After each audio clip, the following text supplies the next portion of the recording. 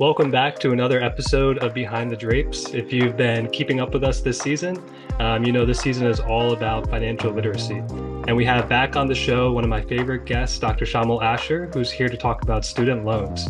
So if you haven't heard the first episode of this season, Dr. Asher talks about why financial literacy is important, especially for medical students, residents, physicians, but really anyone in the healthcare field who has an absence of financial literacy education throughout their educational path.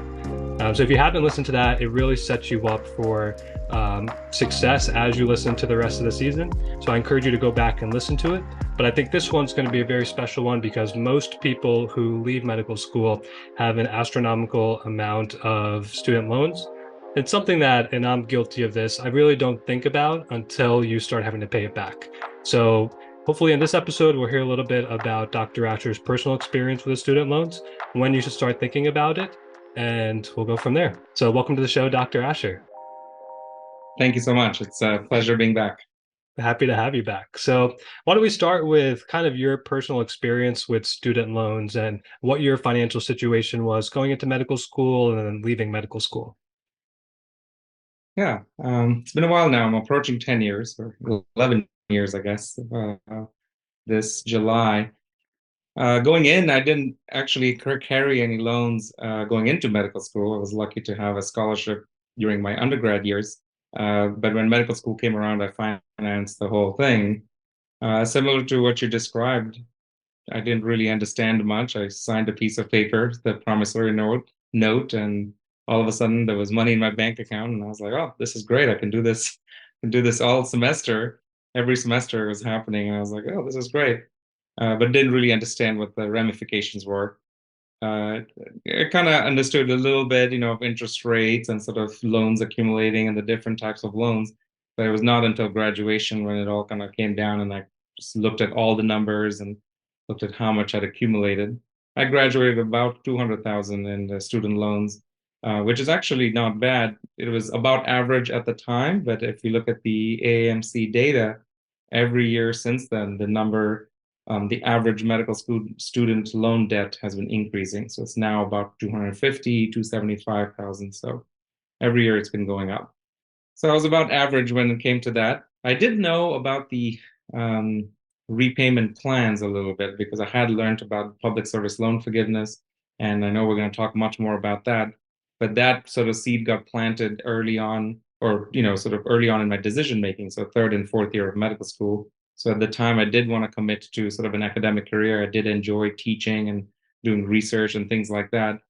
And so at least I had that on my radar early on, and I kind of made that decision early. So I think that helped me out. But yeah, I think similar to many other people, I kind of found out as as it was time for me to start paying it back. Nice. And just to like circle back for a second and let you gloat about yourself, what kind of scholarship did you get for college? Oh, well, I went to a small liberal arts college. It's Clark University in Worcester, Mass. So I was an international student. So I was applying from Kenya. So I applied, and Clark is actually, at least at the time, had a very heavy international presence. And the way they attracted a lot of international students was giving scholarships. So it was a merit-based scholarship, based on grades, and that maintained it based on grades as well. So yeah, I guess they liked my grades. They liked my application at the time. I was coming from Kenya, and there was actually a Kenyan population at Clark.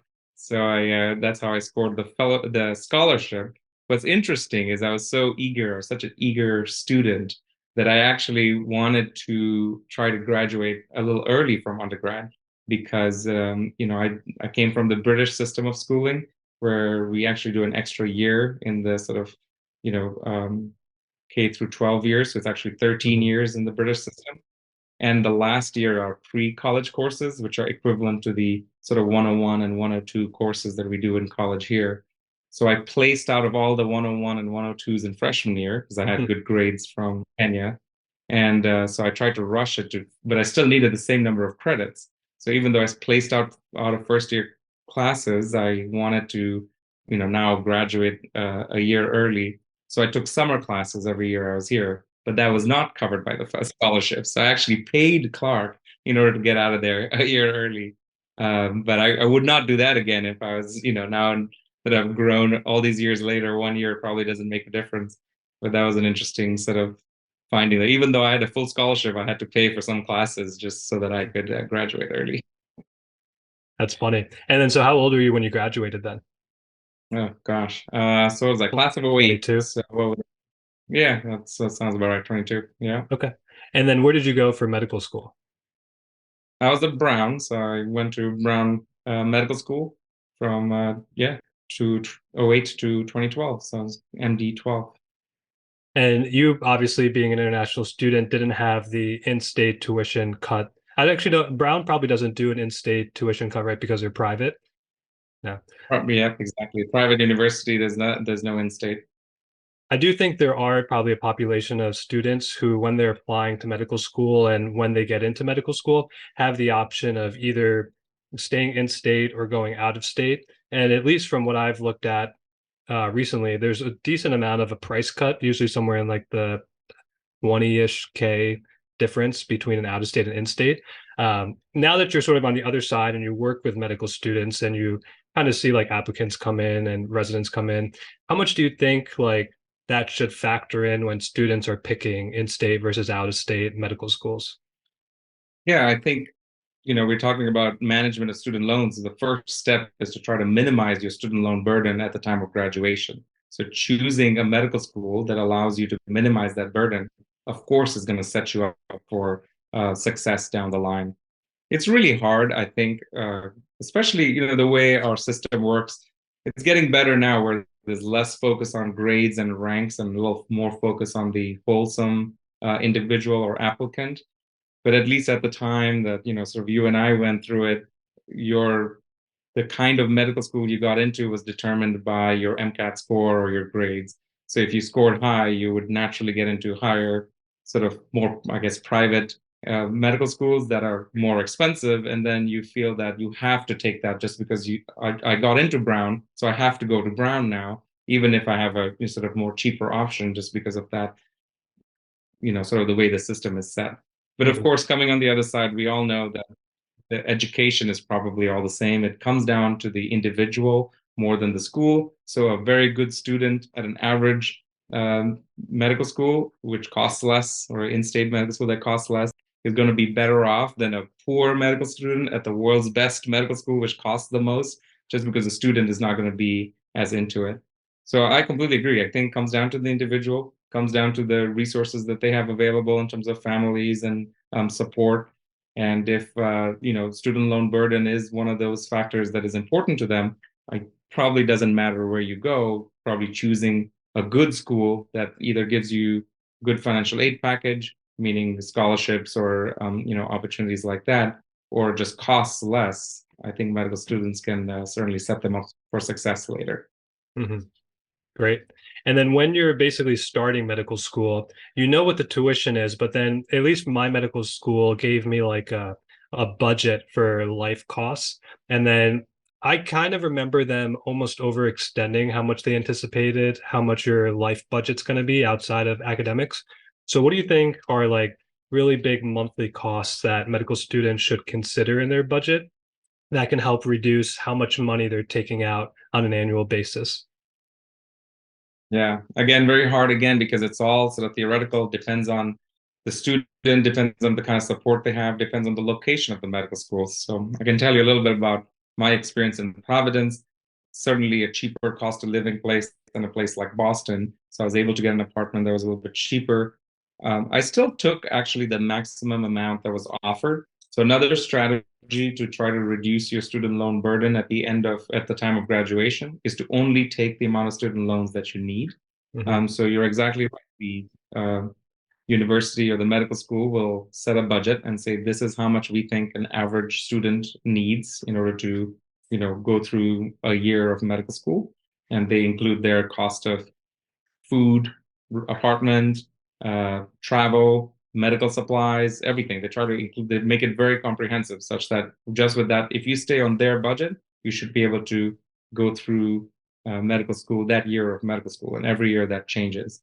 And you qualify for the amount of budget amount that the school says you need. So you can take the maximum amount that they offer as a loan, or you can say, give me 50% or 60% or 75%. So you can actually just not take a large loan to begin with. And that helps you, especially if you do that in the first and second year, because remember, there are some student loans, subsidized loans that are interest-free during school, but most are unsubsidized and they actually accumulate interest during your time in medical school. So if you take a large amount of unsubsidized loan as a first year, every year that you're in medical school, that loan is accumulating interest. So by the time you graduate, your loan amount is going to be very large just based on that interest increase. So to your point, I completely agree. Depending on the situation, depending on how, personal finance is personal. If you have a spouse and child, you're going to need a bigger apartment than if you're alone. You can get roommates. You can, live cheaply as you would as a student. Then you can certainly reduce the amount of loan to begin with and set yourself up for success at the time of graduation. And if I'm not mistaken, you have the option of taking out more. And I forget if that's like on a semester to semester basis. So let's say you took out 75% the first semester. And I think, if I remember correctly, the way it works is then the second semester, you can ask for more if you feel like your budget was too much for what you asked for. That's exactly right. You can petition basically at your own, based on your individual needs. Because again, everyone's situation is going to be different. So you can't just give average to everyone, recognizing that every student's going to have different needs. Some may have a family, some may get a baby while they're in medical school. It's a different math for everyone. So that's exactly right. So the people to work with are the financial aid office, and I know the ones at Brown are excellent. I work with them currently when I give the lectures to the medical students. I work together with the financial aid office because they help me sort of understand some of these nuances that I didn't personally have to go through as a medical student, but I know some medical students in my audience did. So yeah, talk to this financial aid advisor, set up an appointment, make it often every semester, and sort of review the budget that they offer, review your own situation, and they can actually review your personal data and make suggestions about where you can get more loan options or where you can cut back, things like that. So that's exactly right. There are ways that you can ask for more, but really the goal should be to try to minimize your student loan burden. Right. I think it's old school thinking that, oh, just take as much loans as you can possibly get as a medical student, and then you'll pay it off when you're attending. I think that is that sets people up for financial hardship as residents and attendings, sets you up for burnout because now you have these large student loan payments that you have to make, and you can just avoid that situation if you just try to sort of live within your means early on. Mm-hmm. And I want to highlight a couple words that you use, the unsubsidized loans and the subsidized loans. And I know you sort of defined it in your statement, but do you mind just rewinding a little bit and talking about how do you know what's available to you? And are there certain demographics of students where they're more likely to get subsidized loans? And just sort of define those two terms for us. I'll tell you sort of from what I remember from my personal experience, but as you know, the student loan landscape has been sort of constantly changing, especially the last couple of years. So I'll direct your listeners to, again, talking to financial aid office or looking up some of their own personal information. But from what I had was the subsidized loans were limited by amount. So it wasn't so much, these are all student loans from the government. These are government student loans, not private student loans.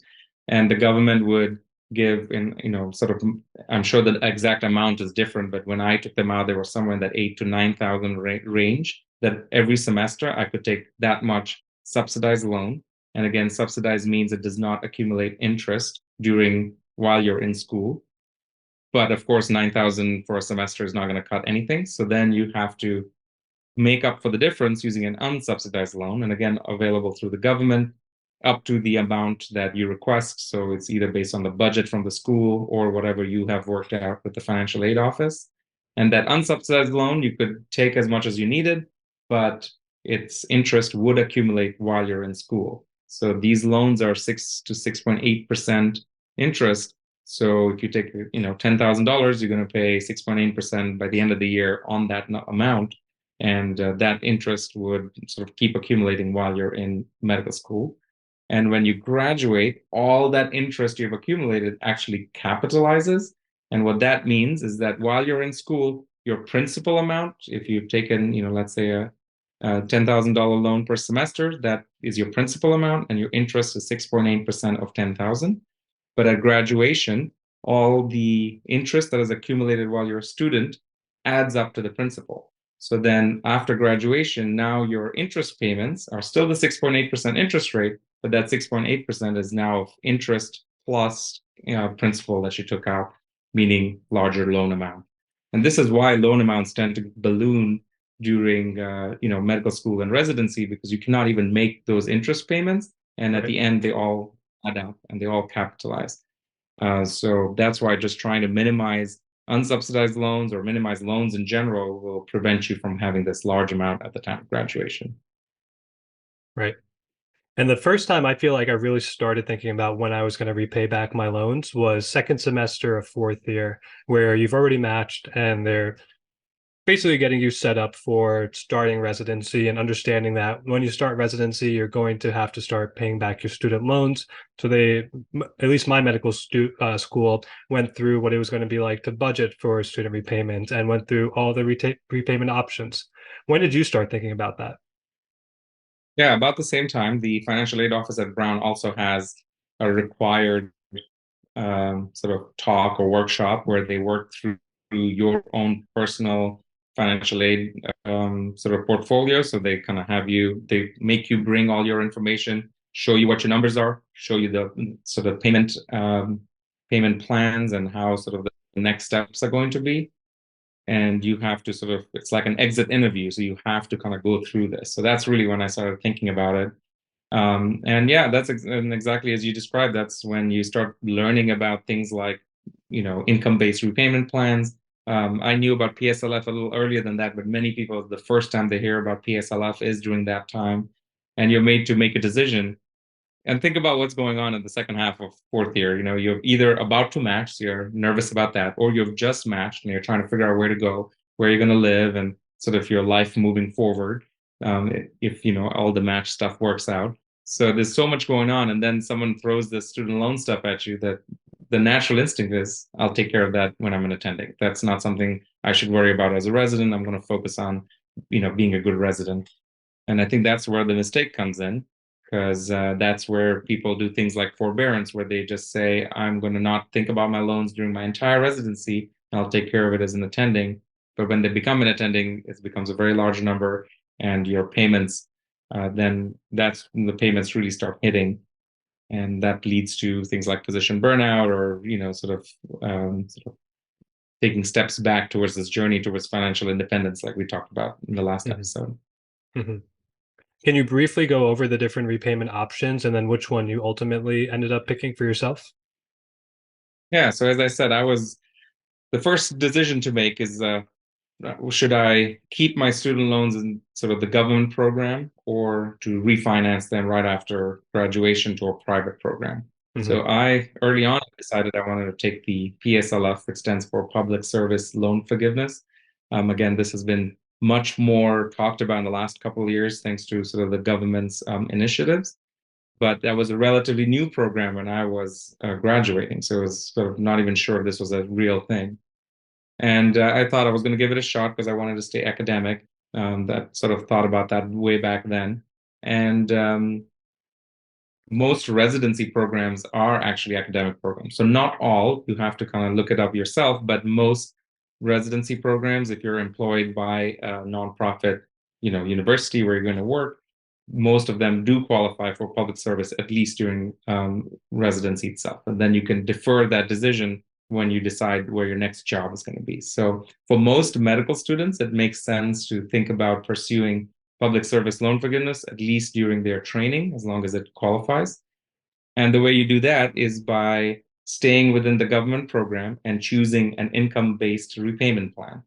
So, taking a step back, the requirements for public service loan forgiveness are very crystal clear. You can look this up, and if you meet those requirements, you will qualify. So, one is a qualified employer, and the employer has to be basically a nonprofit. So, that in IRS tax code means 501(c)(3). That's the tax code for a nonprofit in the IRS words. So, again, most universities will fall under that. Most hospitals actually will fall under that. And so your employer needs to be qualified. You need to be in qualified loans. So if you stay within that government program, most loans that students are graduating with now are qualified. And as long as you don't refinance to a private lender, you will qualify.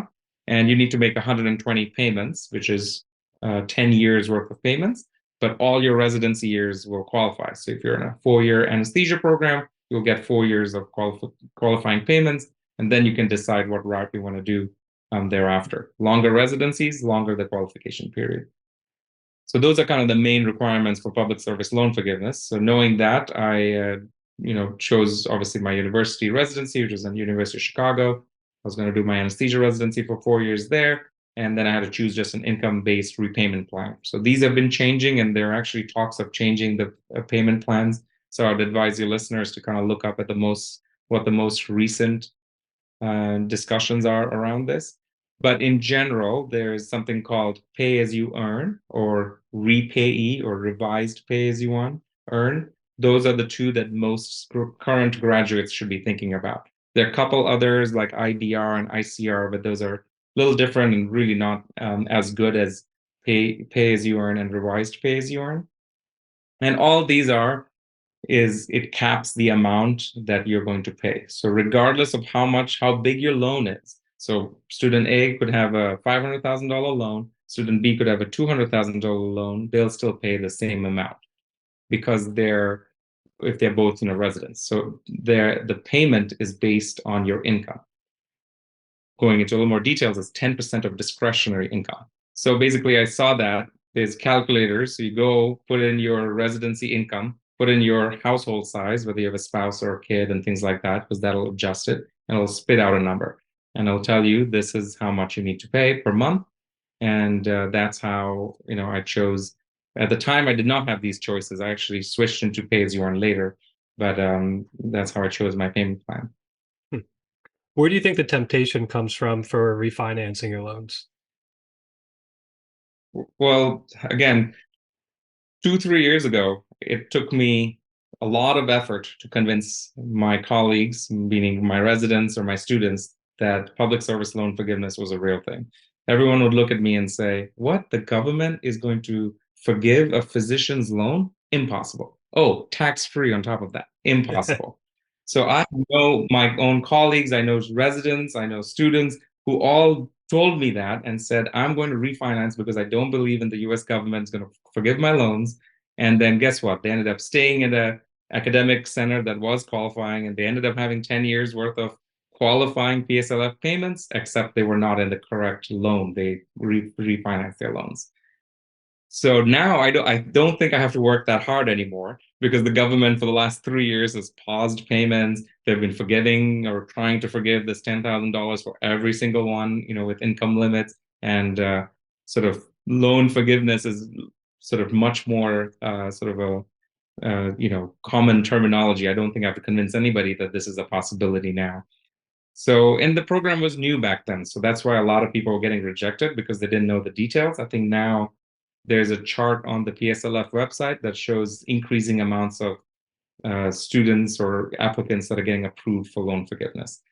So I think that nowadays, PSLF is much more out there. You cannot get convinced out of it by private sort of loan financiers because, of course, they want to make money. So they want to try to convince you to refinance. And the other thing is with interest rates increasing, it used to be interest rates were 1 or 2%, and especially during 2020 time, and then the government interest rate was 6 or 7%. So there was a big difference.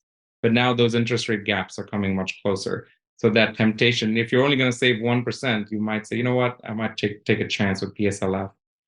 And the last detail there is that what I want to make sure your listeners sort of take in is in the revised pay as you earn, there's actually forgiveness built in during your training. So revised pay as you earn, the way it works is that let's say you have $1,000 of interest every month that's due, and you cannot pay that as a resident. You can only pay $250, for example. Mm-hmm. So that $750 that's remaining of interest ordinarily would accumulate in your loan, and that would kind of increase your loan amount. But revised pay as you earn has this feature built in where half of the unpaid interest actually gets forgiven. So every month, half of unpaid interest gets forgiven. So Hmm. in your statement, you see forgiven amount, forgiven amount. So you're getting forgiveness as you're going, basically. Hmm. So that's a unique feature to revised pay as you earn. And the effective interest rate you're accumulating is lower than the 7% that's advertised because some of that interest is getting forgiven. So that's a nice feature of revised pay as you earn. There's a proposal to make 100% of unpaid interest forgiven. So I don't know if that's going to pass, but I would encourage your listeners to keep track of that. The the private lenders do not offer that. So Right. private lenders will say, "Oh, your government minimum payment is $100. So I will also let you pay me only $100 while you're in residency."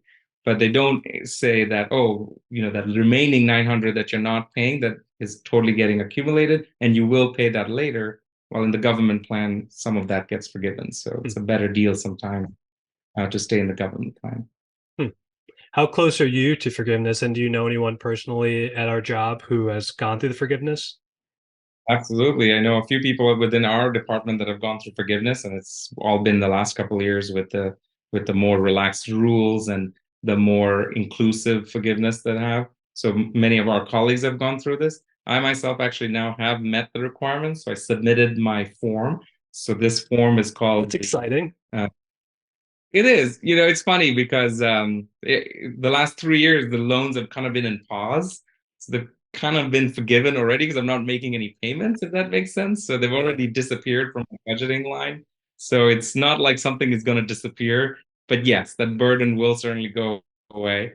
Uh, Hopefully it all goes through. I only had five more payments, which were the last 5 months. So hopefully that'll go through and I Nice. should have that. So the next time I can sit here and say, oh, I am a recipient of PSLF forgiveness. But I know for a fact many of my colleagues have gone through it and it's a very real program and it's definitely happening. So yeah, I'm almost there. Cool. And the key feature that I think we're sort of dancing around with this forbearance period that we're in right now is that every month that we're going through, even though you're not making payments, is they're still counting towards your PSLF total payments, even though you're not actually making any payments. You're exactly right. Currently, there's a pause in how much interest is accumulating. So it's 0% interest. You're not supposed to make any payments unless you really want to. But even if you don't make it, it counts towards your PSLF qualification counts. And earlier in the year or last year, they actually had this expanded waiver where even if you had forbearance payments over the last 10 years, which ordinarily did not count towards PSLF, they actually allowed those to count. Hmm. That's why many people who had gone into forbearance after graduating medical school during residency, that's Mhm. wrong. You should not do that. They actually got a free pass from the government saying, actually, we will count that. Hmm. But for students coming out now, uh, definitely sign up for some sort of payment plan, income-based repayment plan, and do not sign up for forbearance because that would not count going forward. And there's many sort of different strategies to figure out which little, income-based plan works better, whether or not someone has a spouse and spousal income to consider, so then they would think about merit filing jointly versus separately, or enrolling for pay as you earn as revised pay as you earn. So Mhm. when things get complicated, I recommend people to either sort of take the time and look it up yourself, or you can pay for advice. There are many student loan focused advisors out there. You have to pay a fee, of course. Or you can sort of learn it from your financial aid advisor, talk to people who have been through it. But your sort of average medical student who is single and has just their own loans and only have to worry about one thing, those people, I think, signing up for an income-based payment plan, trying to minimize payments, and there's many strategies to go into that as well, and just sticking with it during residency and seeing where people goes. You may think now that you are going to go private practice, start your own practice, and there's no Mhm. way you cannot imagine a world where there's something that you would be in an academic center. But Mhm. things change, including in our group. Our group used to be a private group, and then 5 or 7 years ago, it switched into now an academic practice. So people who are in this group who did not qualify for PSLF now all of a sudden do. So Yeah. these are the kind of scenarios you cannot predict. So it's the same group, and now it's academic and does qualify. That's great. I was going to ask you as our last question what sort of resources you have for students out there, but I almost think the point that you just made is really important. I feel like you can read about all this stuff and you can find books or online resources. But at least for me personally, it felt like more comforting when you talk to the financial aid people in person. I never paid for any financial advice, but the financial aid office at my medical school was very knowledgeable and very helpful. And almost like anything you do that's foreign, the first step of just reaching out for help is one of the hardest things to do because it's so overwhelming with these astronomical six-digit figures that we're talking about in terms of our debt. But really setting yourself up for success, I think, like we've been echoing, is what's going to decrease the stress during residency, decrease the risk and rate of burnout as you become an attending, and really just a little bit of work and a little bit of forethought that you put in medical school, or at least the tail end of medical school, is going to just bring you forward to a really promising future. Yeah, I completely agree. Use the resources that you have, and they will, especially early on as students, when you don't really know much about it, that information gathering can be done very locally. And I can tell you, Brown's financial aid office is excellent. And I think they would be very much a great resource for medical students to start with before moving ahead. All right. So, in closing, how do you think 10 years from now we're going to look back at this forbearance period that the government gave us? I feel like we were already pretty fortunate to have this public service loan forgiveness in terms of physicians. And now we're realizing that the government paused it for basically everybody paying student loans, and everyone's sort of reaping the benefits of a potential repayment or forgiveness from the government. But 10 years from now, when we talk about it in the history books, how do you think we're going to remember this? That's interesting. I'll break it down. I think for us, the students, the residents, junior attendings like myself, who are kind of going through it, I think 10 years from now, we'll kind of forget about it. I really think, we have this bias that, we tend to have this fundamental attribution error. So when something happens, we tend to sort of focus on a few things. So if you do something really well, you say, oh, that was my hard work that focusing on so and so task allowed me to reach it, but you don't think about the surrounding or the situation that you're in. So I think 10 years from now, when someone asks you, oh, well, how did you pay off your loans? I got forgiven because of my excellent planning and my excellent budgeting and things like that. And you forget these 3 years of bonus that you got. So you kind of will reduce the effect of the luck factor that kind of, I guess, came through it.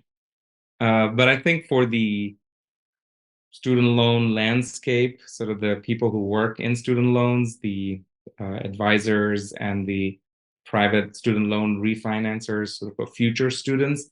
I think this narrative that existed when I graduated medical school and throughout my residency, that I know for a fact many of my colleagues sort of fell for, that the government will never forgive student loans, especially for physicians who have high income and this and that.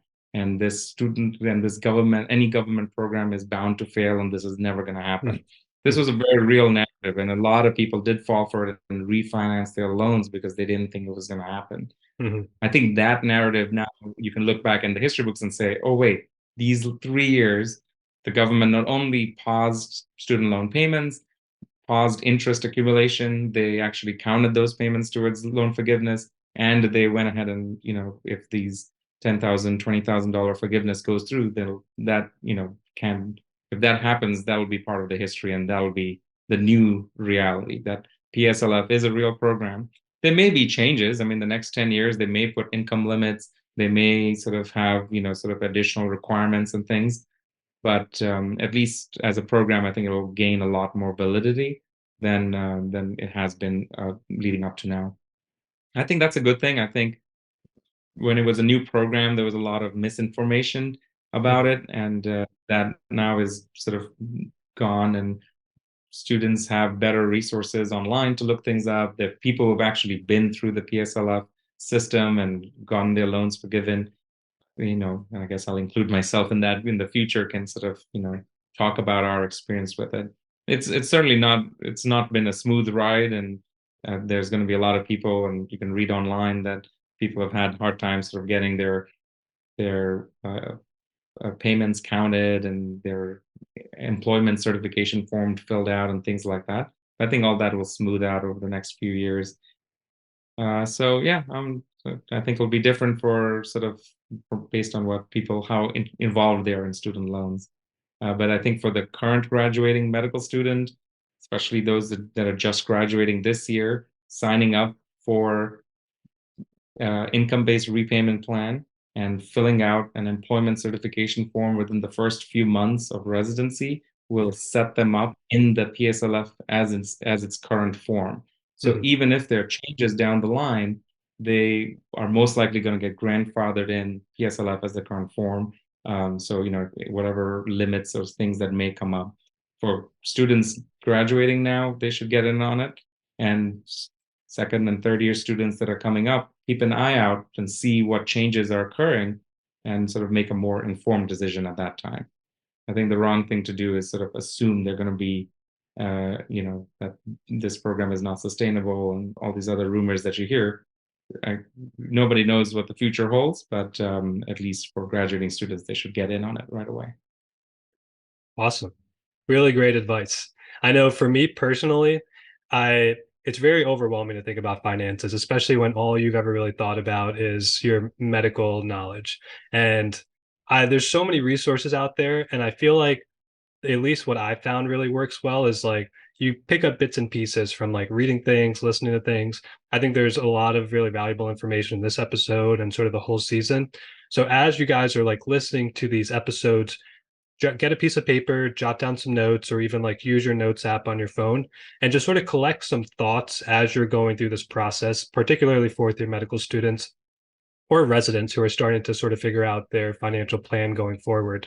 And then you really need like dedicated time, like a free afternoon or like a post call day where you can just sit down in front of your computer and really go through all these things.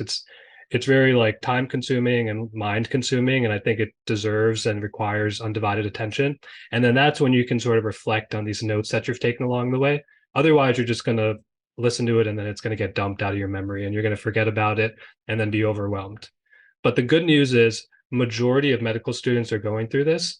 A lot of graduating medical education departments or GME departments are very used to this, and they're used to people submitting this paperwork that we're talking about, like qualifying your hospital as a non-for-profit. I remember every time I needed to do something paperwork related, it felt like it was going to be a big ordeal. And then on the tail end of it, you realize these administrative people are just so used to doing it all the time that they don't even think, they know it's part of their job and they're anticipating it. So it's not as overwhelming, again, once you get started and once you really just start tackling your finances. I completely agree with you. That first form, the first time you fill it out is the hardest because you got to figure out who to go to, how to fill out the form, and the details of it.